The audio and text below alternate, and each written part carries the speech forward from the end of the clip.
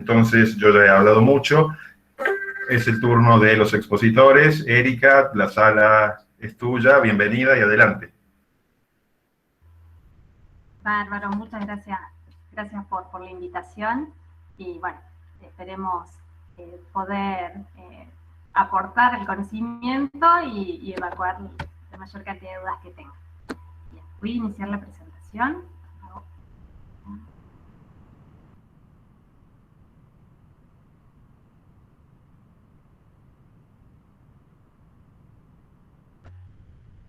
Bien, la idea es poder hablar un poquito de sequías.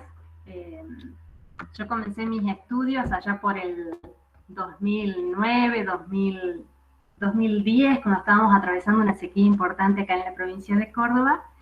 Y bueno, luego seguimos acompañando a estos temas que fueron, bueno, de tanto interés y que siempre nos compromete, ¿no?, a seguir actualizándonos y a seguir ampliando el conocimiento.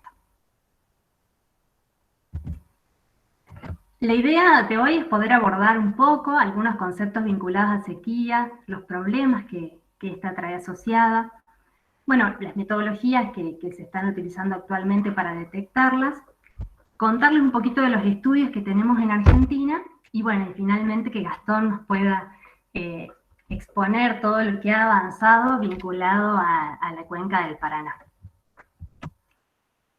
Bien, la sequía, como lo define la Organización Meteorológica Mundial, es una ausencia prolongada en la precipitación en un determinado lugar, o un periodo normal de tiempo seco lo suficientemente prolongado. ¿Y por qué decimos en un determinado lugar? Porque hay que diferenciarlo muy bien del concepto de aridez, ¿sí? La aridez es una condición natural propia de lugares que llueven menos de 300 milímetros. Pero no significa que ellos estén en una sequía continua, todo lo contrario. Esa es su condición natural y cuando experimenten momentos que tengan déficit de precipitación muy por debajo de la media, podrán estar enfrentando una sequía. Lo mismo podríamos decir de una región húmeda con 1.500, 2.000 milímetros como media. En el momento en que empiece a atravesar un momento en que la precipitación baja por debajo de determinados umbrales, estará experimentando una sequía. Eso principalmente, es muy importante hacer esa diferenciación. Vamos a tener una clasificación de sequías y van a ver que para ustedes es muy común que cuando encuentren algún mapa o algo vinculado a la sequía, hable de sequía meteorológica, agrícola, hidrológica. Bueno, ¿por qué? Porque estamos evaluando a la sequía en función de una variable, ¿sí? La sequía meteorológica va a estar asociada a un déficit de precipitación, ¿sí? Y obviamente esta va a dar inicio a otro tipo de sequías, pero la estoy evaluando básicamente a través de la precipitación. La sequía agrícola se va a definir como una falta de humedad en el suelo que impide el normal desarrollo de un determinado cultivo. Obviamente, a partir de la meteorológica llegamos a la agrícola. Y luego vamos a tener la sequía socioeconómica, que es cuando ya este déficit de precipitación, de humedad, comienza a generar daños económicos a una población. Y la sequía hidrológica es cuando ya empezamos a ver efectos de la sequía en el agua superficial o subterránea, ¿sí? Ya lo evaluamos a través de los caudales o los niveles. Y hay una quinta clasificación que está asociada a la sequía hidráulica, que es cuando no podemos abastecer un sistema hidráulico que tiene que satisfacer una determinada demanda. Y muchas veces es lo que nos sucede en algunas regiones en Córdoba. ¿Cuáles son las consecuencias de la sequía? Y cuando una sequía es prolongada en el tiempo, genera daños no solo económicos, sino que realmente avanza con vidas humanas. Entre el 70 y el 2012 se realizó un estudio donde se veían distintos desastres naturales y las consecuencias que tenían. Y bueno, la sequía fue una de las responsables de 2 millones de muertes. Y obviamente, ¿cuáles son las regiones más afectadas? Las más vulnerables, las de menos recursos. ¿Cuáles son los problemas que traen la sequía? ¿Y por qué son tan complicadas y es importante estudiarlas y avanzar en esta área del conocimiento? Porque son de difícil predicción, ¿sí? Actualmente estamos avanzando en decir, bueno, este indicador macroclimático me dice que podemos tener tal tendencia, pero la realidad que nos pasa es que nos damos cuenta de que estamos en la sequía cuando ya estamos inmersos en ella. Por otro lado, los daños no son repentinos, sino que se van dando en el tiempo y se van empeorando en el tiempo. Que es distinto a lo que nos pasa muchas veces con una inundación. Una inundación muchas veces es un evento local, pasa, arrasa con lo que tenga que arrasar, pero bueno, luego de eso hay que empezar a reconstituirse. En cambio, en una sequía muchas veces no se sabe para dónde escapar. Y lleva mucho tiempo, lleva gobiernos enteros, entonces por eso es que muchas veces hay que prestarle realmente atención. Y son de difícil definición temporal y espacial. Ya les voy a contar más adelante, pero hemos tenido sequías que se convierten en intercontinentales, ¿no? Que arrasan de tal forma que no son en un determinado lugar, sino que avanzan tomando varios países. Y bueno, y espacial justamente también, y temporal, ¿no? Muchas veces uno dice, bueno, estamos metidos en una sequía y no sabemos cuándo va a terminar. Es difícil su predicción. Las actividades que siempre se ven más atravesadas va a ser la agricultura, sus actividades relacionadas, la energía hidroeléctrica en nuestro país, que es sumamente importante, la navegabilidad de los ríos, que es lo que nos está pasando en este momento con el Paraná. Genera conflictos sociales, muchas veces se puede llegar a dar situaciones en que la gente se empieza a mover hacia lugares por problemas de abastecimiento de agua.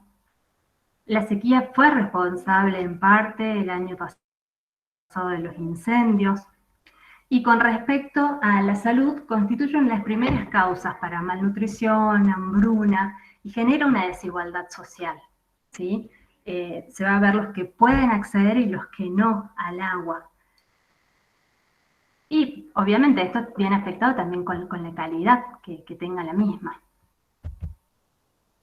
Bueno, y en nuestro país la realidad y en nuestra provincia es que donde mayor vemos la crisis va a ser en los embalses que nos abastecen de agua, en la agricultura,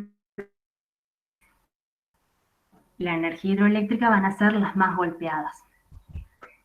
Y con respecto a qué indicadores podemos utilizar, criterios, hay muchos, inclusive ya hay muchos países que comienzan a aplicarlos, porque ustedes saben que definir si estamos o no en sequía muchas veces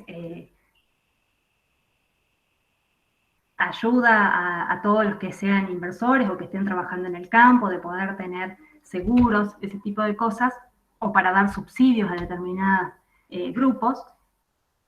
Entonces, bueno, se va trabajando con determinados indicadores.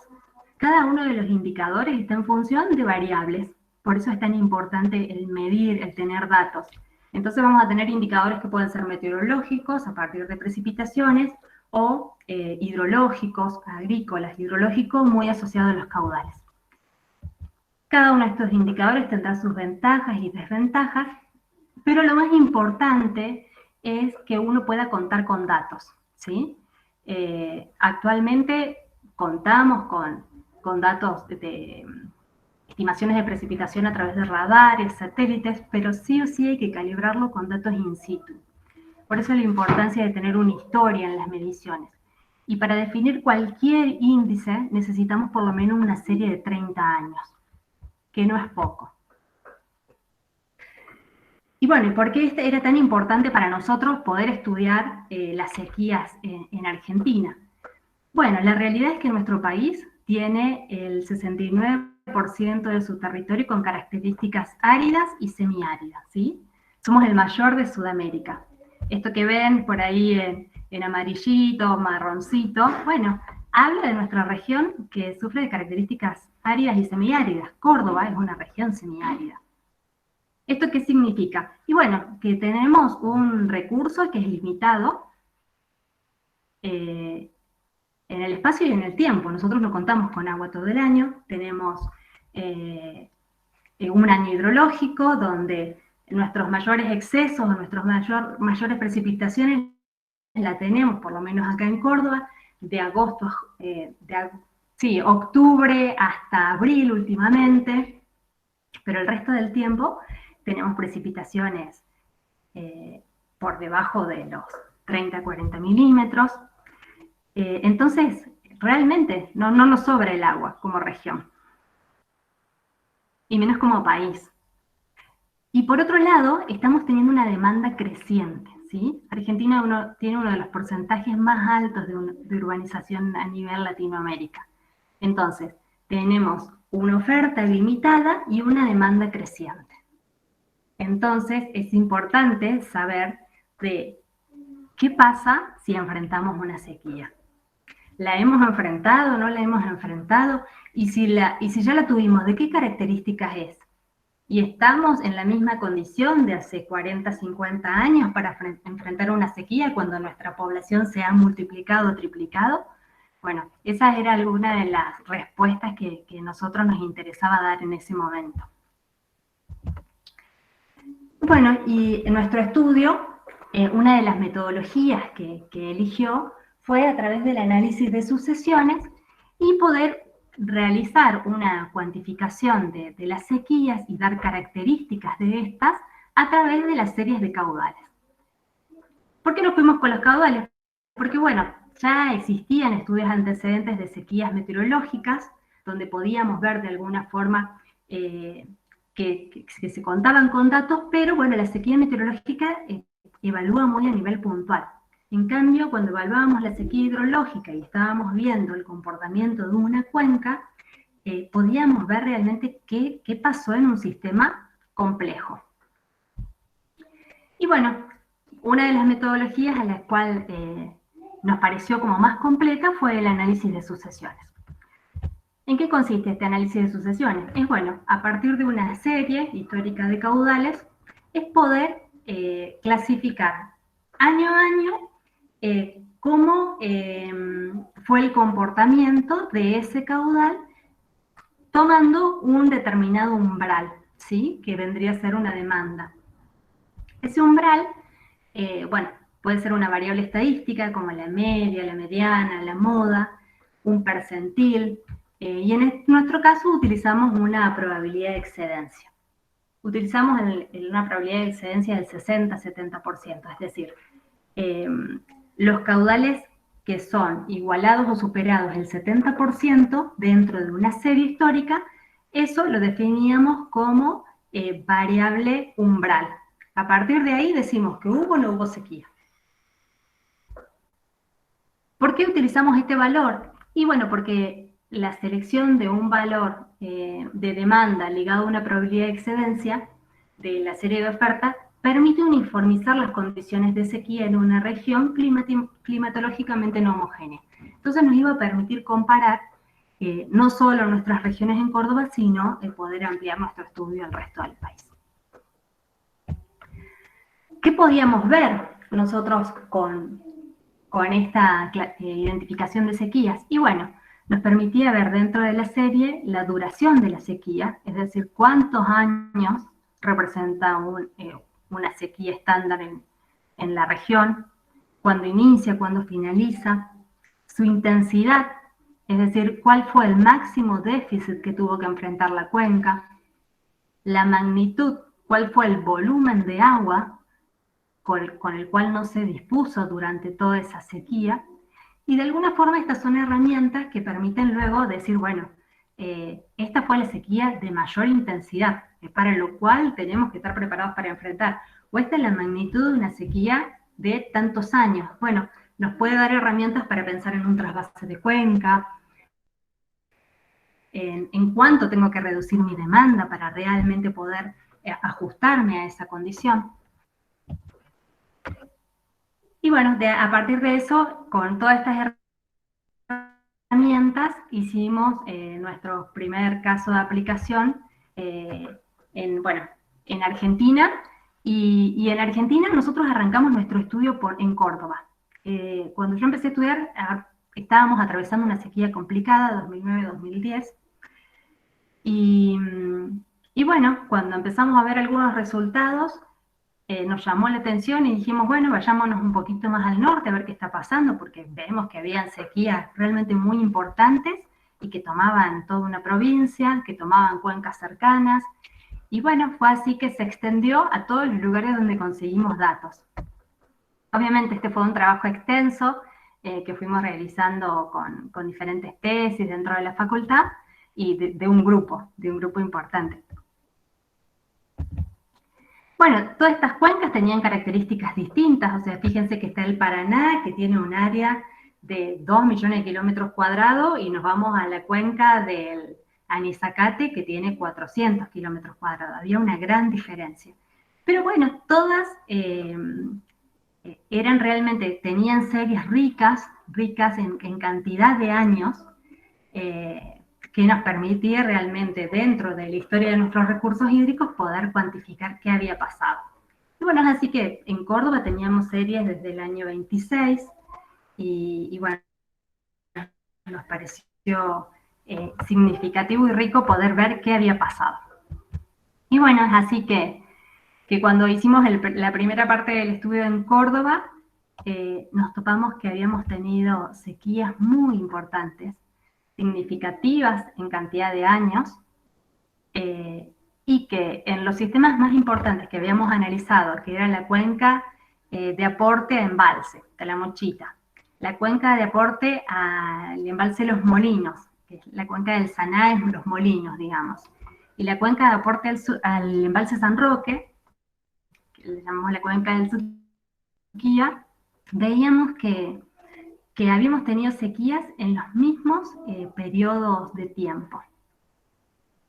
Y bueno, y que no solo habían sido sequías de gran duración, sino que de un volumen significativo de desabastecimiento de alguna forma. Esto es en el año 2008-2010, las sequías que habíamos estado estudiando, y esto es lo que nos vino pasando en estos últimos años. Tuvimos un 2017 seco, un 2018 que se recompusieron un poco las cuencas y se pudieron llenar los embalses, y volvimos a tener un 2019-20 seco, y por gracia de Dios, no, y realmente nos terminó pasando de que en las regiones de abastecimiento de nuestros embalses tuvimos un 2020-21 en condiciones normales a húmedas, que ya les voy a mostrar un poquito qué pasó en el resto de la provincia, pero de alguna forma pudimos respirar, porque pudimos, aunque sea, llenar los embalses. Y bueno, y nos mostraron en la cuantificación de sequías hidrológicas que estos sistemas no habían atravesado sequía importante, ¿sí? Pero venimos de un año seco, un año húmedo, y estamos haciendo un continuo. Bueno, ¿qué les pasó a la cuenca del Dulce, que afrontaba sequías muy parecidas a las nuestras? La sequía del Dulce, lo mismo, viene con caudales en descenso, y en este último tiempo ha tenido un año normal, relativamente. Y bueno, y el Paraná, que realmente está dando sorpresas, y que es realmente la cuenca que más se está hablando hoy en el país. Con una sequía muy comprometida, pero que no han sido de las más duras que ya ha atravesado la cuenca. Algo significativo en los análisis que hicimos es que estas sequías se dieron de forma muy pronunciada antes de la década del 70. Ustedes fíjense, que tenemos una década del 80 sumamente húmeda, ¿sí? Donde realmente hubo un cambio significativo en todas nuestras series hidrológicas, y bueno, y es toda una generación que atravesó, donde nos dedicamos a estudiar inundaciones y eventos repentinos, y bueno, y descuidamos qué nos había pasado antes. Cuando seguimos avanzando hacia el norte, vemos que hubo muchas sequías que se manifestaron en los mismos años que habíamos visto en las cuencas de Córdoba, y cuando avanzamos hacia la cordillera, bueno, nos topamos con una realidad también muy parecida en comportamientos simultáneos, con sequías de gran intensidad, y bueno, en las cuencas del Mendoza, San Juan, Colorado, en la última década han atravesado sequías importantes. Y bueno, finalmente, cuando nos vamos a la Patagonia, vemos que en las cuencas en la provincia de Chubut le pasó de lo mismo, y la cuenca del río Santa Cruz manifiesta tener sequías, pero bueno, un poco más cortas en longitud, y bueno, y todo lo contrario a lo que pasaba en el resto, en la cordillera, estos últimos 10 años no ha atravesado sequías de importancia. ¿Qué decir? Bueno, cuando analizamos todas las cuencas, vemos de que todas han atravesado sequías arriba de los 4 años de duración. La cuenca del Dulce llegó a atravesar sequías de 10, 11 años, sequías con una intensidad significativa que superaban ampliamente la media.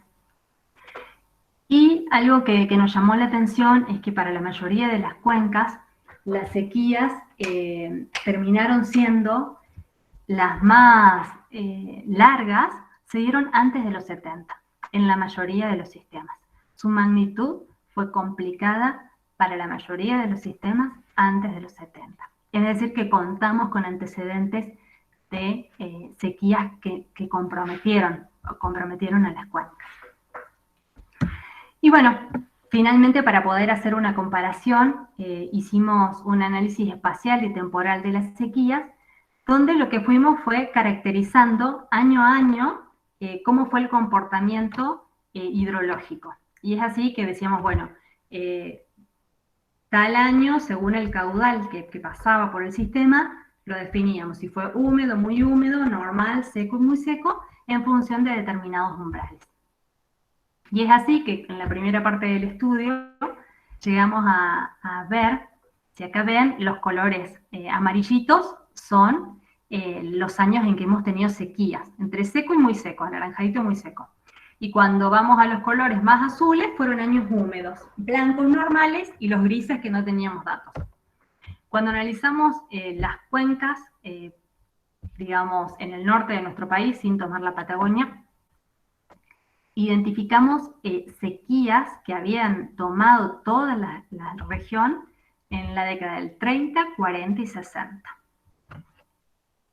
Cuando analizamos con toda la Patagonia, volvimos a notar lo mismo, ¿sí? Sequías que habían atravesado toda la región en la misma época. Y bueno, y en los últimos 20 años no había sucedido lo mismo, pero sí teníamos sequías importantes. Tuvimos hasta el 2018 sequías muy importantes y de gran longitud en el tiempo, en todo lo que fueron las cuencas de nuestra cordillera. En Córdoba tuvimos unas sequías muy importantes en la época del 2008 hasta el 2011, que de esto sí tenemos recuerdos importantes porque tuvimos problemas de abastecimiento de agua.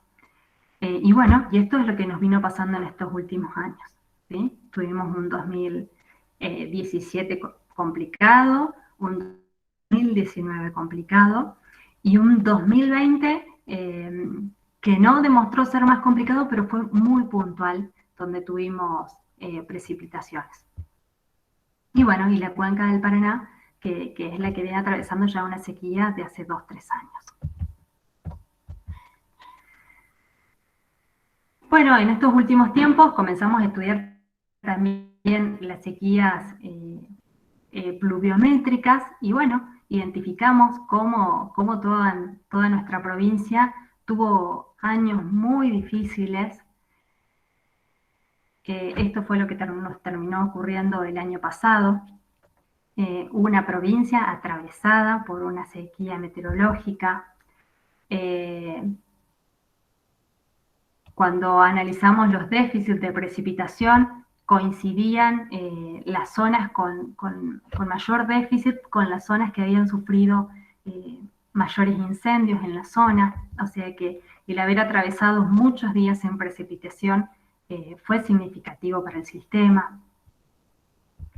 Y bueno, ¿y qué terminó pasando durante este 20, digamos, desde septiembre 2020 a la fecha? Y sí, tuvimos realmente déficit de precipitación en la mayor parte de la provincia y hemos tenido eventos pluviométricos muy concentrados en determinados meses. Si ustedes pueden ver acá, en azulcito son las cuencas donde realmente hemos tenido un exceso de precipitación y es el único mes donde lo vemos más significativo. Febrero fue un mes seco, marzo, abril fue un mes seco, y fíjense ustedes que en los únicos lugares que pudimos ver que hubo exceso de precipitación fue en las cuencas de aporte de los embalses. El resto de nuestro sistema quedó muy comprometido y de noviembre a abril, el último análisis que hicimos, es que hemos tenido realmente una sequía meteorológica importante. Y venimos ya de un periodo en que al sistema le está costando recuperarse, o sea, llegamos a tener un año húmedo y luego volvemos a entrar en esta condición. Entonces, realmente esto nos habla de que tenemos que hacer un monitoreo continuo de lo que nos está pasando y bueno, y hay varios temas por los cuales avanzar. Esto es fundamental, poder avanzar en estos estudios es importante para la gestión, ¿sí? Porque nos permiten saber qué le pasa a nuestros sistemas, qué pasa a una región que es abastecida por dos cuencas, como es el Gran Córdoba, que es abastecida por la cuenca de Los Molinos y del San Roque, y que atraviesan sequías simultáneas. Saber qué longitud ha tenido una sequía y cuál ha sido la sequía más severa nos permite planificar. Y por otro lado, también es importante saber que tenemos que seguir midiendo cada vez más y mejor, porque eso nos dice dónde estamos parados. Y no nos quedamos solamente en una sensación. Realmente podemos caracterizar y cuantificar qué pasa. Y otro tema importante que no nos tenemos que olvidar es que tenemos que avanzar hacia implementar medidas en la demanda, ¿sí? En nosotros como usuarios es importante disminuir las pérdidas en un sistema, aumentar las eficiencias, educar, y especialmente en nuestra región. Yo vengo de vivir en la ciudad de Caleta Olivia, donde nací, donde estoy acostumbrada a que en mi ciudad nuestras casas se caracterizan porque en el patio tenemos 3, 4 tanques de abastecimiento de agua, que nos llega el agua día de por medio y hay que juntarla y cuidarla, y trabajamos en reuso, y el reuso es algo doméstico que ya está totalmente implementado, ¿no? Lavo las verduras y con eso voy, riego, y no tiramos ni una gotita de agua. Y cuando uno llega a Córdoba, se cree que está en el paraíso, que tiene agua cuando abre el grifo de su patio, y bueno, y que no es tan real eso, ¿sí? Que realmente debemos cuidar nuestros recursos y debemos generar conciencia. Así que, bueno, esos son algunos de los temas para seguir trabajando. Y bueno, ahora los dejo que continúe Gastón, que ha trabajado muy bien y ha avanzado mucho en el conocimiento con la cuenca del Paraná. Muchas gracias. Bueno, Erika, muchas gracias. Voy a pasar a compartir la pantalla.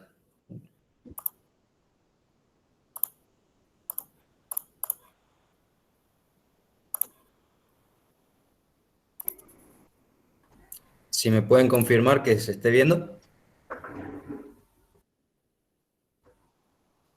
Sí, se ve perfecto. Bueno, perfecto, muchas gracias. Bueno, continuando con lo que estaba explicando Erika, voy a hablar un poco de lo que es la sequía en la cuenca del Paraná. Vamos a tener en cuenta que la sequía a la que voy a hablar es una sequía hidrológica, donde se analizan los caudales y los niveles, ya que el caudal se le puede considerar como una síntesis de lo que está ocurriendo en la cuenca. Primero voy a explicar un poco de las características generales de la cuenca del Plata, que a la que pertenece el- el río Paraná. Esta cuenca es un área muy extensa, que es la segunda en Sudamérica, después del río Amazonas, y es la quinta en el mundo. Tiene un área de acá, se puede ver, de 3 millones de kilómetros cuadrados, y es la quinta en el mundo. Pero entre la segunda y la quinta no hay mucha diferencia, así que en parte se puede decir que todo lo que está ocurriendo dentro de esta cuenca tiene dimensiones continentales.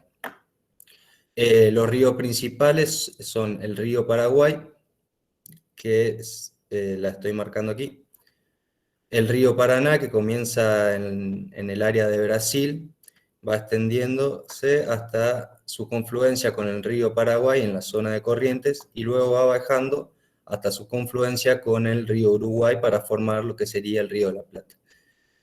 Solo en Argentina hay unos 5 millones de habitantes donde se consume el agua y demás, pero en toda la cuenca hay 130 millones de habitantes con más de 300 ciudades de más de 100.000 habitantes. La segunda cuenca con un potencial hidroeléctrico muy grande, donde se tienen un conjunto de represas muy importantes, y entre ellas hay 3 que son binacionales, como son el Yacyretá, una represa compartida entre Paraguay y Argentina, lo que es la represa de Itaipú, compartida entre Brasil y Paraguay, y la represa de Salto Grande, que es compartida entre Uruguay y Argentina.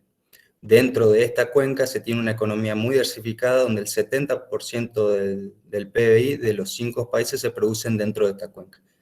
Eso tiene una implicancia muy grande en todos los eventos extremos que puedan llegar a pasar dentro de esta cuenca. Bueno, estos son algunos de los efectos que tienen, ya hablando de la sequía y de la bajante. Algunos pueden parecer simplemente estéticos, como esta primera imagen que se ve acá. Esto es lo que es la laguna Setúbal en Santa Fe. Esto hace 50 años que no se ve. La última vez pasó más o menos en la década del 70. Pero también hay otros problemas mucho más graves que tienen en cuenta lo que es el abastecimiento de agua. Esto es en Ituzaingó. Ahí se puede ver cómo las obras de toma de agua ya empiezan a estar descubiertas, y también hay otro inconveniente que tienen que ver con la calidad de agua. Al tener menos aporte del área brasilera, se empezó a haber aporte de lo que es la laguna Setúbal, y con muchas sales dentro del agua, y eso complica lo que es la calidad del agua para consumo. Otros inconvenientes son derrumbes que se generaron en toda la costa de Santa Fe prácticamente. Esto en particular es en Rosario, pero también hubo unas muy importantes en lo que es el río Coronda, en Sauce Viejo, en Puerto Gaboto y otras ciudades más. Esto que se ve acá son los focos de incendio que hubo dentro de Santa Fe, Chaco y otras provincias, ya que al no llover se tiene mucho material combustible, y es mucho más fácil que se genere, con cualquier chispita, se puede generar un incendio. Y al lado, lo que sería toda la cuenca del Plata y parte del Amazonas. Esto que se ve acá también se tiene un efecto muy grande en lo que es la mortandad de peces, ya que no tienen el agua suficiente para poder nadar sobre el río. Esto en particular es en el río Salado, en la altura de Santo Tomé, que es una localidad que está al lado de Santa Fe. Bueno, y otros riesgos son el riesgo de producción, por supuesto, y otras pérdidas económicas, por ejemplo, el río Paraná y el río Paraguay. Es una vía muy importante de navegación donde se hacen importaciones y exportaciones. En mayo del año pasado, por ejemplo, se estimaron una pérdida de 250 millones de dólares. Bien, para poder caracterizar las sequías con la metodología que estaba comentando Erika recién, se utilizaron 3 estaciones, una por cada río principal. Lo que es la estación de Puerto Pilcomayo para el río Paraguay y la estación Paso de los Libres en el río Uruguay, la elección de esas estaciones tiene más que ver con la calidad de los datos, la disponibilidad y con la cantidad de años que se pueden utilizar. En cambio, la estación corriente también tiene otra connotación, que es que agua arriba de este punto se tienen unos 2 millones de kilómetros cuadrados, o sea que agua abajo queda solo 1.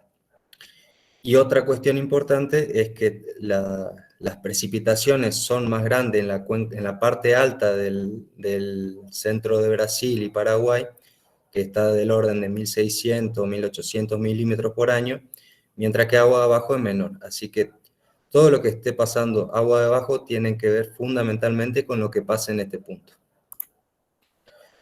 Esta es la serie de caudales medio anuales del río Paraguay. Acá se puede ver una cierta alternancia, que esto tiene una connotación para lo que voy a decir después.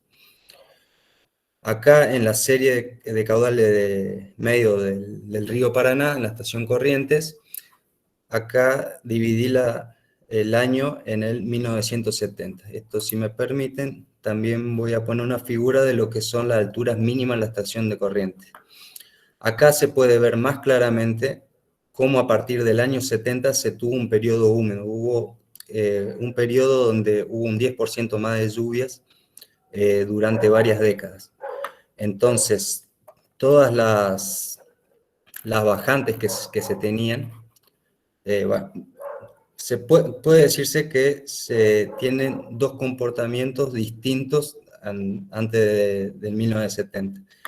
Antes, si se puede ver, la alternancia que hay entre los niveles y los niveles que están alrededor del cero era una cosa más o menos habitual.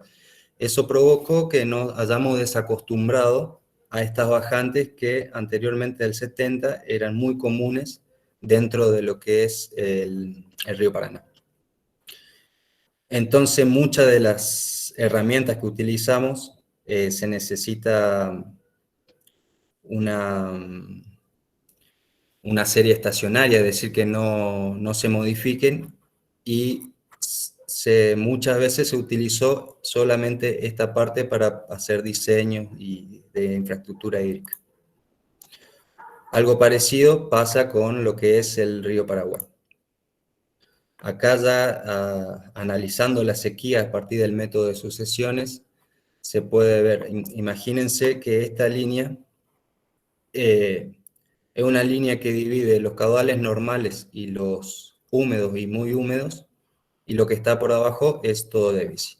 Acá en lo que es el río Uruguay se puede ver esa alternancia que también se podía ver en la serie de caudales medio anuales.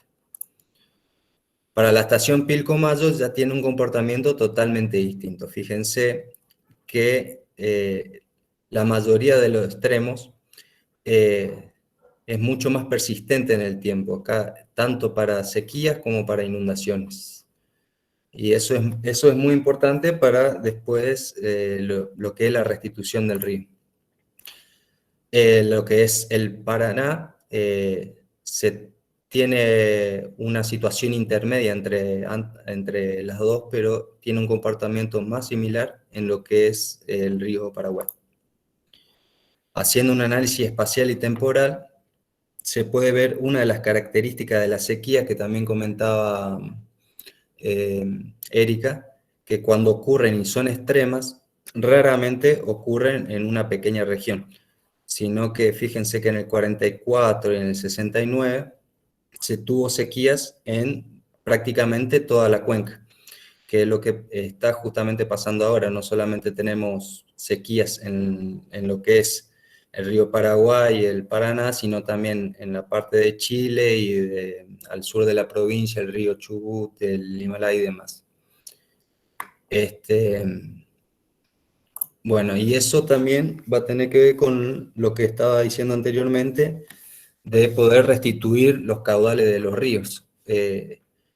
No solamente se tiene que ver la cantidad que va a llover, sino que también tiene que tener una persistencia y también depende del lugar que llueve. Si, por ejemplo, llueve en lo que es la cuenca del Paraguay, perdón, que es un área muy extensa y es una cuenca muy lenta, va a tener que llover bastante, porque primero yo no lo mencioné antes, pero el río Paraguay es el único río de los tres que no está regulado, tiene un comportamiento netamente natural, a partir prácticamente de lo que es el Pantanal. Entonces, si llueve dentro de esta cuenca, va a tener que llover mucho porque primero tiene que levantar el nivel de lo que es el Pantanal y después va a poder pasar a escurrir. En cambio, si llueve, por ejemplo, en el río Iguazú, que es esta línea que estoy marcando acá, es una cuenca muy chica y por lo tanto tiene una respuesta hidrológica mucho más rápida. Ya yendo directamente a lo que es los parámetros de la sequía en el río Paraná, según distintos parámetros que estaba comentando Erika recién, por ejemplo, en lo que es duración, por cada periodo se seleccionaron las sequías más importantes. Acá en este caso, por ejemplo, en el 2014, desde el 1914 al 18, del 68 al 72 y 2000 al 2006. Que esa última fue la que mayor duración tuvo. En cuestión de magnitud, la del 68 y 72 se tuvo un déficit muy importante en lo que es cuestión de volumen. Lo que es intensidad máxima se puede resaltar ya el 44, que es donde se tuvo la bajante más severa que tuvo la cuenca del río Paraná, y lo que fue este año, el año pasado. Esto no está actualizado, falta un mes para poder completarlo. Y lo mismo para lo que es la severidad, que se puede decir como una intensidad media. Por las dudas, digo, la intensidad máxima es el menor déficit en cuestiones de caudales que se tiene dentro de una cuenca. Y una severidad se podría definir como una intensidad media. Es una magnitud sobre un tiempo. Fíjense que a pesar de que las sequías se tenían anterior del 70 eran más habituales, la de lo que fue el año pasado, y por supuesto la de este año, que es mucho más severa que la del año pasado, lo que es intensidad máxima y en severidad fueron las más severas. La causa principal de esto es el déficit de precipitación. Acá lo que se ve a la izquierda es la anomalía de déficit de precipitación acumulada dentro del periodo de septiembre del 67 a marzo del 68. Se puede ver cómo el déficit de precipitación es una cuestión bastante generalizada dentro de lo que es la cuenca del Plata y otras cuencas más de Argentina. En cambio, la de este año es mucho más severa, se tiene una anomalía de precipitación mucho más grande. Esto es de septiembre del año pasado a marzo de este año. Para poder comprender esto, un sistema de formación de precipitación que es el más relevante, digamos, dentro de lo que es América del Sur, es lo que se les denomina el monzón sudamericano, que es una estructura de precipitaciones que es compleja y dinámica, que está integrada por distintos aspectos climatológicos. Acá lo que quiero que se marque bien una zona donde vienen los vientos alisios de lo que es el hemisferio del sur y el hemisferio del norte y se juntan dentro de una zona aproximadamente que pasa por el Ecuador, que se llama el Centro de Convergencia Intertropical. Y esta línea acá se llama la zona de convergencia del Atlántico Sur, donde generalmente abundan las precipitaciones, donde se acumula la mayor cantidad de precipitación. Esto es lo que pasa en el monzón sudamericano. En lo que es junio, julio y agosto, los vientos siguen una línea que se asemejan a lo que es la zona de convergencia intertropical. En cambio, en lo que es verano, hay una inversión de esos vientos. Todo lo que venía del Atlántico gira, por así decirlo, en el sur y forman una línea que coincide con la zona de convergencia del Atlántico, del sur, y se generan mayores precipitaciones dentro de lo que es América del Sur. Para poder evaluar eso, se tomaron distintos índices que tratan de explicar distintos fenómenos. Por ejemplo, lo que es el Niño y la oscilación del sur, se tomaron distintos índices que tienen que ver más que nada la anomalía de temperatura en los océanos, el Pacífico, en las regiones del Niño, salvo este índice de oscilación del sur que tiene que ver con diferencia de presión entre dos puntos. Lo mismo se hizo con se hizo los coeficientes de relación con distintos índices macroclimáticos del Océano Atlántico, del Océano Pacífico, y también un índice que tiene en cuenta la radiación de onda saliente. Por cada índice se comparó qué es lo que pasó en los periodos donde hubo mayor sequía. Generalmente lo que se encontró es que una sequía ocurre cuando la oscilación del Pacífico decadal, el índice del Niño oceánico y las temperaturas, la anomalía de temperatura en la superficie del mar son bajas, o cuando el índice de oscilación del sur, otro índice que tiene en cuenta los vientos y la radiación de onda saliente son elevados. Dentro de lo que es la sequía actual, se puede ver esto, la fuente de esto es el Sistema de Información de Sequía para Sudamérica. A la izquierda lo que van a ver son la anomalía de precipitación para un periodo de 12 meses entre septiembre y agosto del año pasado. Y a la derecha lo que se ve es otra forma de caracterizar la sequía con otro tipo de índice que tiene en cuenta la sequía meteorológica, que es el SPI, un índice de precipitación estándar. Los puntos que se ven son la caracterización de la sequía en distintas estaciones, y si se puede ver, aparentemente en la sequía actual se forma una línea que coincide exactamente con la zona de convergencia del Atlántico sudamericano. Ahora, lo que pasó este año, cuando vemos los distintos valores de los distintos índices, se ve que en escala anual los valores de esos índices no corresponden a algo anómalo, está más o menos en términos normales. Entonces, lo que se tuvo que hacer es ver qué otro fenómeno pudo haber causado esta sequía la del año pasado. Eso nos llevó a estudiar lo que es la oscilación de Madden-Julian. Lo que pasa en esta oscilación es una corriente ascendente desde las capas bajas a las capas altas, y una circulación hacia el este y hacia el oeste que va transportando ese centro convectivo, por así decirlo. Y para caracterizar lo que es la oscilación de Madden-Julian, se lo divide en distintas fases, en 8 fases. Lo que hace es indicar cuál es el centro de conversión, que puede ser el Océano Índico, la zona continental marítima, el Océano Pacífico o lo que sería América del Sur.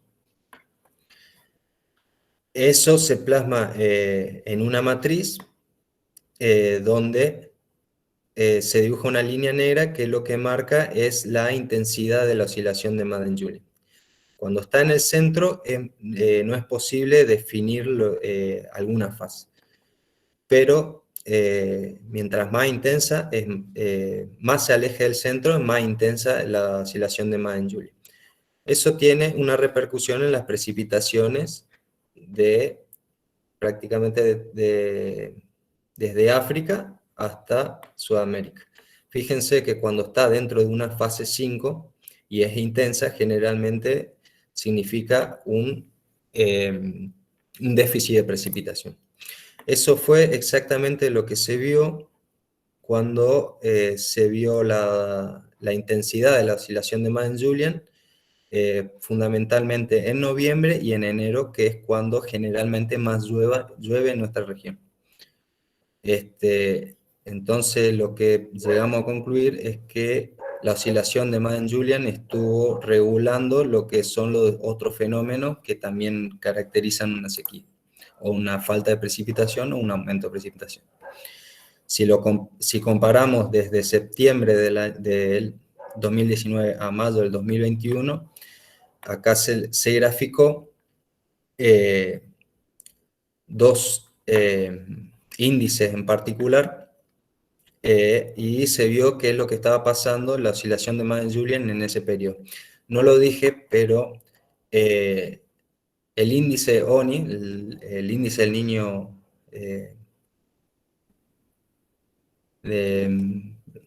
el índice del niño, cuando es menor, es lo que se utiliza para caracterizar si es un niño o una niña. Cuando es menor a menos 0,5, una niña. Cuando es mayor, es un niño. Acá lo que se pudo ver que a partir de septiembre del 2020 estamos dentro de una niña.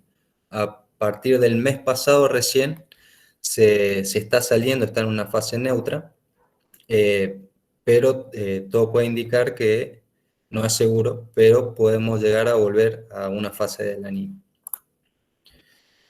Bueno, y acá una comparación de las condiciones actuales con las sequías que ocurrieron en el pasado. Fíjense que si comparamos las alturas en la estación de Corrientes en varios años donde se produjo sequía, son todos más o menos de la misma familia. Se tiene una fuerte bajante en lo que es abril a mayo, a agosto, septiembre, y ahí empieza a retomar los niveles. Si comparamos lo que es este año con lo que pasó en el 44, fíjense que salvo el desfasaje de picos, es prácticamente el mismo evento. Acá únicamente hay un pico eventual que se generó a partir de la apertura de compuertas en la represa de Itaipú para que pueda circular la barcaza. O sea que este pico es netamente artificial y no natural del sistema. Después, a partir de julio más o menos, fue copiando de lo que pasó en el 44 y actualmente más o menos está estabilizado. Algo parecido pasa en la estación de Rosario, donde acá se puede ver una mayor oscilación, que eso está relacionado más que nada a lo que es un comportamiento estuario del Río de la Plata y el efecto de la sudestada que puede llegar hasta esa estación. El LINA tiene muchísima información en la página. Si ingresan a la página pueden ver distinta información, todo relacionado a lo que es la bajante, desde estados actuales de cada estación a pronóstico del Paraná, lo que es el Delta, y también están trabajando conjuntamente con el Servicio Meteorológico Nacional para poder hacer esas proyecciones. Y también hace un análisis de tendencia en función de 3 escenarios. El escenario 1, que hace una continuación progresiva de la tendencia a la bajante según los registros recientes. Estos fueron modificando, por supuesto, porque es dinámico esto. Un escenario 3, que va copiando más o menos lo que pasó en el 44, y un escenario intermedio.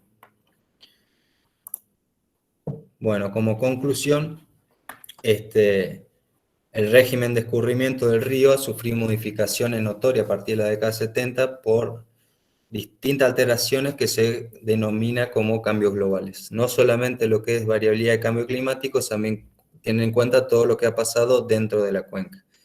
Lo que es deforestación, cambio de subsuelo, la deforestación en Brasil fue muy grande a partir de la década del 70, y todo eso, por supuesto, repercute en todo lo que son los escurrimientos en el Paraná Medio. Sin embargo, estos últimos tiempos observamos que las variables, tanto los caudales como los niveles, vuelven a lo que ha sido antes del 70. Entonces, es muy importante tener en cuenta que esto ya pasó y es probable que pueda ya volver a pasar. También esta situación es solamente esperable bajo cierto escenario hidrológico, dependen fundamentalmente de las lluvias que se produzcan dentro del área de aporte.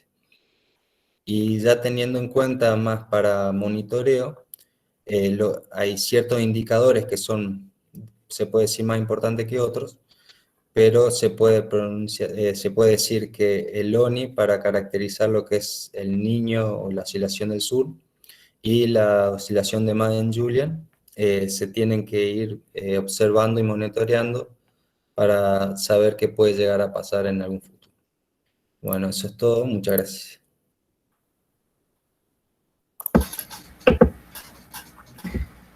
Muchas gracias a vos, Gastón, y gracias a Erika.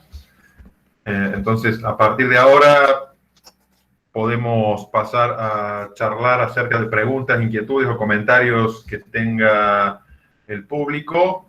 Les pido, sí, que lo hagan para que seamos más ordenados en el chat, lo hagan por escrito. Hay un par de preguntas que yo voy a tratar de leerles ahora, pero si no, este sería el momento para que planteen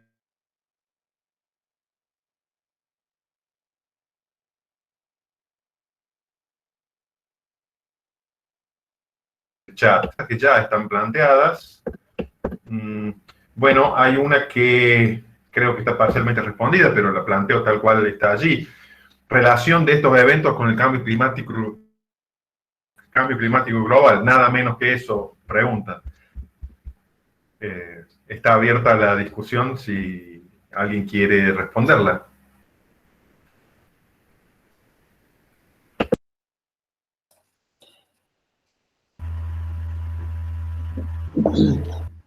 No solamente el cambio climático o la variabilidad climática puede explicar lo que está sucediendo. Realmente estamos frente a cambios que hemos realizado en el curso del suelo y que también repercuten en lo que sucede en estos eventos, ¿no? Pero lo que estamos analizando es un periodo muy corto. Ustedes fíjense que estamos hablando de series de los últimos 100 años.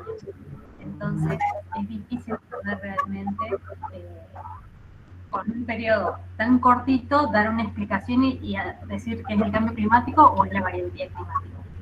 Es decir, estamos viendo cosas que se han dado ya en el pasado, antes de los 70, situaciones muy similares. Entonces, atribuirlo solamente a eso no sería válido. Sí, tal cual. Justamente una de las preguntas recurrentes que pasa, ¿por qué se dan estas sequías? Y hay que tener en cuenta que el clima tiene una variabilidad netamente natural. Son cosas que ya hemos pasado. Ya hubo déficit de precipitación en el año 44, en el 68, así que no todo se debe al cambio climático. Obviamente el cambio climático yo creo que existe y lo que hace es exagerar la propia variabilidad del clima. Pero hay otras cuestiones que están asociadas a la actividad del hombre dentro de la cuenca, que todo lo que se haga dentro de una cuenca, fundamentalmente en lo que es el Paraná o la cuenca del Paraguay, que son cuencas muy extensas y grandes, así que todo lo que se haga va a tener una repercusión en lo que sería agua abajo. Así que, por supuesto, aparte, a partir del 70, como hubo corrimientos de la cizoyeta, o sea, del lugar de donde llueve una misma cantidad y se aumentaron las precipitaciones, nos hemos desacostumbrado a que también puede haber un déficit de precipitación. Entonces, muchas obras de las que se diseñaron en base a lo que son inundaciones. Y se hicieron obras de conducciones y no se tuvieron mucho en cuenta lo que es infiltración y almacenamiento. Así que todo eso tiene una repercusión directa en lo que es el escurrimiento. O sea, no solamente hay que ver lo que es la variabilidad del cambio climático, sino las acciones propias del mismo. Y aparte también, por ejemplo, desde lo institucional, hay que verlo como se tiene que hacer acuerdo y trabajar conjuntamente con los 5 países de lo que es dentro de la Cuenca del Plata. Muchas veces nosotros hacemos algo, pero nuestra unidad básica de gestión es la cuenca y no podemos salir de eso y agarrar un problema como un particular. Ok, gracias. En cierta forma, lo que nos estás diciendo, Gastón, es que lo que creíamos normal en realidad no era tan normal y quizás lo normal es una situación mucho más desagradable, mucho más seca de lo que creíamos, ¿no? No deja de ser intranquilizador.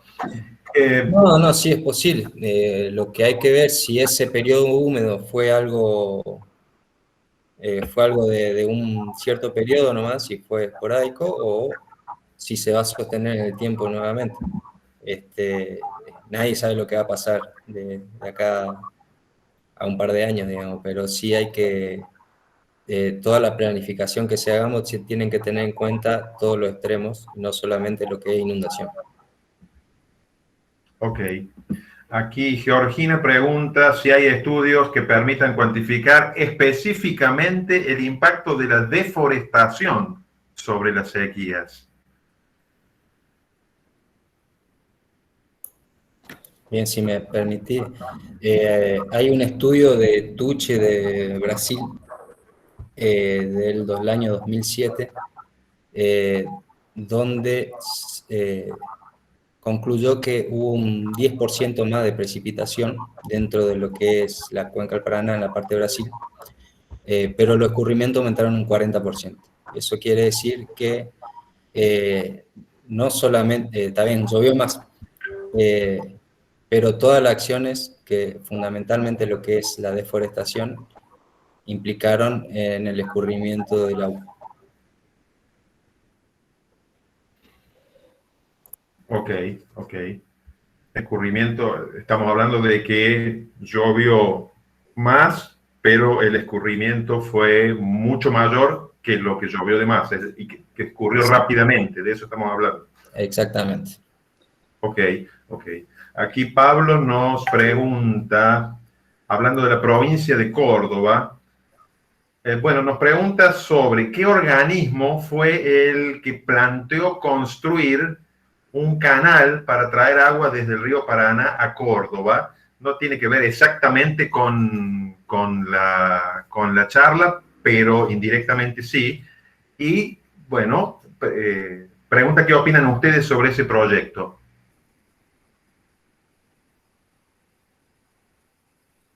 Si querés, yo le puedo contestar, Guillermo.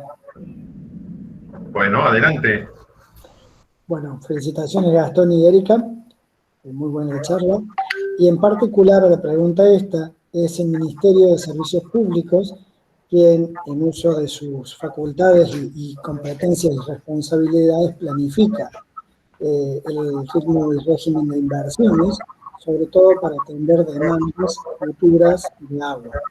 Como bien mencionó Erika en su presentación, el Gran Córdoba se encuentra inserto en el corazón de una región semiárida, con 2 cuencas, la del Suquía y el Izacate, la del Suquía y el Zanaes, que atienden la demanda principal, pero con caudales sumamente pequeños. Piensen que estamos hablando de módulos, caudales medios del orden de 10 metros cúbicos segundo o menos en cada uno de estos 2 ríos que abastecen al Gran Córdoba. Por lo tanto, el escenario de trasvase para atender la demanda hace ya más de 50 años que ha sido no planificado, sino instrumentado. Ya se trasvasa del río Segundo al Primero, y está también previsto un trasvase del Tercero al Segundo y al Primero. Bueno, en este esquema de ir escalonando trasvases en el tiempo, se analizan opciones de mayor escala. Una de ellas es traer agua del Paraná. Y digo una de ellas, hay otras alternativas complementarias, todas de gran inversión, que en un esquema de planificación el Ministerio encargó. La Universidad de Córdoba formó parte con otros organismos también de estos estudios de planificación que fueron encargados por el Ministerio, como bien dije, de Servicios Públicos, y bueno, forman parte de un conjunto de posibilidades o cartas que en función de la inversión que se disponga o de los recursos que dispongan se irán activando hacia el futuro. La opinión puntual debe ser dada en un contexto, porque uno no puede estar a favor o en contra sin explicar que cada proyecto se planifica ante escenarios posibles y luego se priorizan frente a otros en función de variables que pueden ser económicas, políticas, financieras, además de técnicas. Por lo tanto, la respuesta si el trasvase del Paraná a Córdoba es una buena idea, yo la resumiría así. Es una idea que debe ser estudiada y debe ser comparada con otras ideas. De ahí a tomar una decisión, faltan datos. Hay que analizar oportunidad, factibilidad, financiación, disponibilidad y muchas otras cosas. Y además hay que aclarar algo. No sería factible encarar el trasvase del Paraná a Córdoba si no hubiera una planificación federal y conjunta entre las dos provincias de Santa Fe y Córdoba. Por lo tanto, independiente de que se trasvasen 5, 10 o 0 metros cúbicos segundo del Paraná a Córdoba, lo importante es que sentó dos provincias a planificar juntas un horizonte de 10 periodos presidenciales. Eso es algo muy, muy escaso en nuestra realidad. Por lo tanto, fíjense lo importante de estudiar ideas entre distintas jurisdicciones, independiente de que después la obra se haga o no. Bueno, perdón por extenderme en la respuesta, Guille. No, gracias por la respuesta, Andrés. Pasamos a otra pregunta. Aquí Ricardo, bueno, comenta que según el gráfico de evolución del Paraná en 2021, ya se habría alcanzado el pico de bajante y dice, sin embargo, algunos pronósticos auguran una bajante aún mayor. ¿Qué comentario podrían hacer de esto? Sí, todavía no se llegó a lo que fue la bajante extrema de, por ejemplo, en lo que fue la estación de Rosario, se llegó a 1,30 m debajo de la escala local. Aún no se llegó fundamentalmente porque hubo una gran ayuda de lo que es la erogaciones de Brasil, que se está haciendo un trabajo en conjunto con ellos, para, más que trabajo, acuerdos, digamos, para poder tener agua en lo que es en el tramo del Paraná Medio. Y aparte, hace unas cuantas semanas hubo una lluvia bastante importante en lo que es la cuenca del Ituzaingó, que eso permitió poder recuperar un poco los niveles en el río Paraná. Hasta ahora, hay que tener en cuenta que los pronósticos que se están haciendo son a 4 o 5 días. En cambio, el resto son todo análisis de tendencias, que eso puede ir modificando. El INA lo que está haciendo en conjunto con el Servicio Meteorológico Nacional, están trabajando en tendencias a 10 días y eso se va actualizando cada semana. Pero actualmente lo que estamos es bastante estable, que eso no cambia, que pueda llegar a modificarse y eso va a depender fundamentalmente de la lluvia en toda la cuenca de aporte, que como dije tiene que ser una buena cantidad, tiene que ser persistente y va a depender de dónde llueva. Ok, gracias. A ver, ¿qué otras preguntas nos quedan? Aquí Eduardo dice si han podido observar los modelos meteorológicos del panel intergubernamental sobre el cambio climático.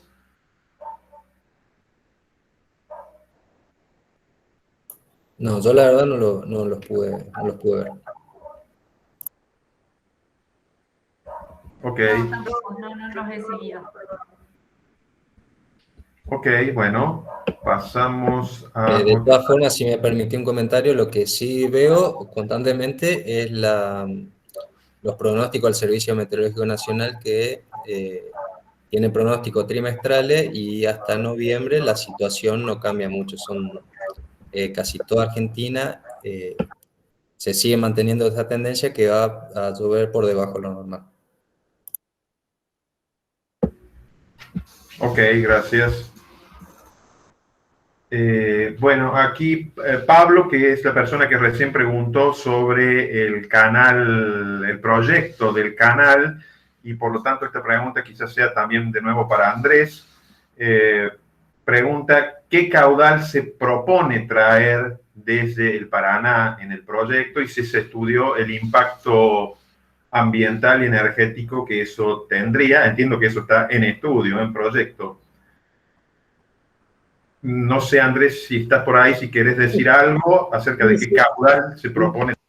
Sí, mira, ahí acabo de poner en el chat una respuesta que puede servirle a Pablo y a los otros asistentes que tengan dudas técnicas específicas. El número de agua, el caudal a traer, no está finalmente definido y además uno hace un diseño para un escenario de máxima necesidad, y luego calcula el funcionamiento del sistema con un régimen de caudal variable, por lo tanto, de costo variable y de consumo de energía variable. Siempre uno va a poder decir, bueno, y el costo de la energía va a ser con tarifa subsidiada o no, va a ser con generación eólica acompañando la traza del acueducto o no, va a ser con una mini central nuclear CAREM cercana en el bombeo más importante o van a ser consumo del sistema interconectado o centrales térmicas adicionales. Todas esas variables de dónde sale la energía y si es con o sin subsidio, si es de un sistema renovable o no, cambian la ecuación económica financiera. Por eso es que es tan complejo. En la referencia que yo acabo de poner en el listado, fue parte de un estudio que implicó aspectos hidráulicos, aspectos energéticos, aspectos ambientales y aspectos legales. Aspectos legales porque se está moviendo agua de distintas jurisdicciones, de una a la otra. Entonces, ahí sí es necesario llegar a un acuerdo de distribución de caudales y compromisos de suministro. Imagínense un productor en un periodo de sequía en la zona de Santa Fe, al cual se le muere el ganado, tiene problema de arsénico en el agua subterránea para el suministro humano, y ve pasar por la esquina de su casa un acueducto que lleva agua a Córdoba, pero lleva agua santafesina. Entonces eso requiere de un marco jurídico legal que también se está construyendo. Se trata de trasvases interjurisdiccionales, en sentido positivo, no en el sentido negativo de judicializarlo en la Corte Suprema como La Pampa y Mendoza, sino de que Córdoba y Santa Fe acuerden cómo distribuir lo poco que haya cuando haya una sequía severa. Es decir, todo este proceso ha disparado una serie de estudios que han sido muy interesantes y no están terminados. Por eso yo digo que la oportunidad que significó estudiar la idea vale per se. Aunque a lo mejor después la idea sea, mira, hay que bombear mucho y es muy caro, entonces vamos a ir a traerla desde la Laguna del Plata. En fin, otras opciones. Pero en estos escenarios de planificación hay que abrir la cabeza a estudiar todas las variantes económicas, ambientales, energéticas, sociales, políticas, legales. Y bueno, yo creo que Argentina había abandonado, quizá por un exceso de política unitaria, este ejercicio de pensar, compartir los recursos interjurisdiccionales de manera consensuada. Piensen que hay pocos túneles subfluviales como el que se construyó entre Santa Fe y Entre Ríos, ¿no? Entre Santa Fe y Paraná. Y esa obra fue provincial. Bueno, este trasvase tiene ese aspecto interesante. Sería provinciales, acuerdos provinciales. Y en ese sentido creo que el marco del análisis excede un número, excede el caudal o el costo del metro cúbico bombeado. Es un problema interesantísimo que hay que seguir estudiando y en el cual, bueno, se aceptan todas las dudas y preguntas porque está abierto todavía. Y perdón por extenderme siempre en las respuestas y quitarle tiempo a Erika y Gastón. Gracias, Andrés. Aquí hay una pregunta de José que en el fondo no es igual, pero tiene algo que ver con alguna duda que me surgía a mí también durante la charla, porque vos mostraste, Gastón, algún gráfico donde se mostraba la influencia transitoria de, creo que la apertura de un canal de navegación en alguna de las represas, ¿no? Y José dice, muchas veces se dice que las sequías se deben o tienen influencia de los diques brasileños que están sobre la cuenca del Paraná. ¿Qué influencia tienen? ¿Qué influencia real tiene, digamos, la política con que se administran esos diques en los caudales que tiene el Paraná aquí abajo? Bueno, esa es una pregunta muy buena que me alegro que la hayan hecho, porque yo me olvidé decir. Lo que es la cuenca del Paraná en el sector brasilero está altamente regulada. Se tiene aproximadamente unas 50, de las cuales varias son tan importantes como el Yacyretá y el Itapú. Más allá de eso, el uso de la represa en lo que es esta cuenca es fundamental tanto para creciente como para sequías. Lo que permite la represa es almacenar cuando haya una creciente y poder erogar cuando haya bajante. Se tiene que tener en cuenta que si no estuviera en esa represa, lo más seguro es que esta bajante hubiera sido mucho más pronunciada. Por ejemplo, lo que pasó en el 44, ahí no había represas. O si había muy poca y no tenían la influencia que tenían ahora. Y la bajante fue mucho más extrema. Lo mismo pasó en el 68, que se tuvo una sequía muy importante, y ahora, gracias a la represa y a la erogación de ellas, podemos restituir un poco el nivel. Esos picos esporádicos nos permiten también tener un poco de agua en todo lo que es el Paraná medio. Así que es muy interesante la pregunta, porque hay que tener eso en claro, que si no hubiera estado las represas, la situación hubiera sido peor. Y otra cuestión es que la capacidad de almacenar cuando haya agua y tirar cuando no, esa es una capacidad que la tiene Brasil y no la tenemos nosotros. Por ahí estamos superditados a lo que está pasando ellos, y ellos actualmente los embalses se están quedando sin agua también. Entonces también van a tender a cerrar para cuidar ello. Entonces es muy importante los acuerdos que se logren entre los dos países. Muchas gracias. ¿Y habitualmente hay algún tipo de negociación de la política de apertura o cierre de compuertas, digamos, de las represas brasileñas con Argentina, o son decisiones absolutamente autónomas? No, en esta situación tan crítica se mantienen reuniones sistemáticas entre lo que es el gobierno nacional de acá con el de allá. Su secretario Gustavo Villauría, de lo que es la Secretaría de Infraestructura y Política Hídrica, cada 15 días están en reunión con los colegas brasileros para poder lograr algún tipo de acuerdo, negociación, para poder mitigar los efectos negativos que está provocando la bajante en todo lo que es el tramo.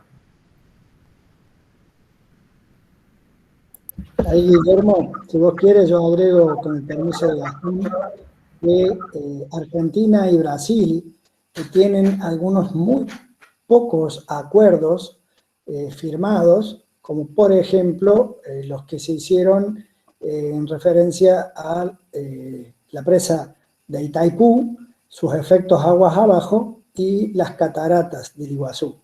Entonces allí, por ejemplo, se logró firmar, en el marco del SIC, de la Cuenca del Plata, acuerdos sobre niveles y caudales mínimos para mantener el equilibrio ambiental entre los caudales erogados de Itaipú y el remanso a las cataratas del río Iguazú. Pero no existen acuerdos con ningún país de la Cuenca del Plata sobre distribución de caudales, ni tampoco posibilidad de cumplirlos. Si el Paraguay no está regulado, no hay manera de manejar ese caudal. Y el grado de regulación del Paraná, a pesar de las más de 100 presas que tiene la cuenca brasilera, tampoco en términos de volumen es importante. Entonces, hoy en día, más que sobre acuerdos existentes, se trabaja en el cotidiano en una gestión conjunta por consensos, donde el tema agua, navegación, geopolítica, energía, son variables que entran en la negociación. Por suerte, independiente de los colores políticos de cada gobierno, hay una excelente relación a nivel técnico en ambos países, que ha mantenido abierto el diálogo en forma permanente. Eso es de destacar. Bueno, quería agregar eso más. Gracias, Andrés. Bueno, y hay un comentario de Claudio Cariñano, pero que creo que ya fue respondido por el chat, y dice, bueno, que hay que tener en cuenta que el Paraná recibe aportes tanto de una vertiente andina como de una vertiente atlántica, y que tienen distintos regímenes, cosa que, bueno, creo que deben estar totalmente estudiadas, ¿no es cierto? No sé si alguno de los dos, Eric o Gastón, quiere hacer algún comentario final, porque si no ya estamos en horario más o menos como para hacer el cierre de esta charla.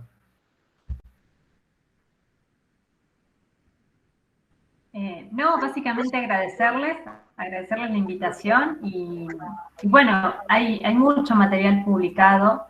Por ahí había leído algún comentario con respecto a indicadores solares con los ciclos solares. Hay algo estudiado sobre eso. La realidad que también es muy compleja, según los sistemas que estudiemos, la respuesta va a ser distinta. Yo que me concentré mucho y todavía lo sigo haciendo en las cuencas de la provincia de Córdoba, la realidad es que nuestros fenómenos son muy locales y muchas veces es difícil dar una respuesta o una relación directa con un indicador macroclimático.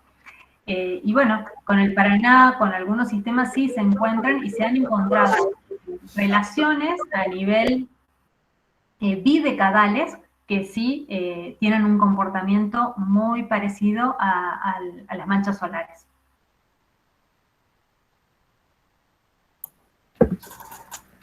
Bueno, de mi parte también agradecerle, muchas gracias por la invitación, muchas gracias por los aportes de Andrés también, que siempre es un gusto escucharlo. También lo que quería comentar es que la sequía, una de las características negativas es que está mucho menos estudiada que la inundación. Entonces, hay que seguir trabajando y estudiando cómo se pueden mitigar los efectos y hacer una optimización de los recursos, y también se debe llegar a un nivel de concientización muy grande en lo que es el uso racional del agua para poder maximizar el beneficio que en este país somos bastante beneficiados por este recurso. Y hay veces que nos olvidamos que no es infinito, a veces no hay nada. Así es. Ok, no, los agradecidos somos nosotros, tanto a Erika como a Gastón, y por supuesto a todos los que se han conectado en esta oportunidad. Les queremos recordar, antes de despedirnos, que nuestro próximo encuentro va a ser el día 16 de septiembre, siempre son jueves a la tarde, y en esa próxima ocasión vamos a estar charlando de un proyecto que se llama Cazadores de Crecidas, con Antoine Patalano del Laboratorio de Hidráulica de la Universidad Nacional de Córdoba. No sé, Andrés, si querés dar algún mensaje final, si no... Gracias a mis colegas y amigos, Gastón, Erika. Un abrazo a ambos y gracias. Muchas gracias a todos. Entonces nos estamos encontrando el mes que viene y recuerden que esta grabación va a estar disponible en el canal de YouTube del Observatorio, cuya dirección está en el chat y la pueden recuperar en cualquier momento. Gracias a todos. Gracias por estar aquí.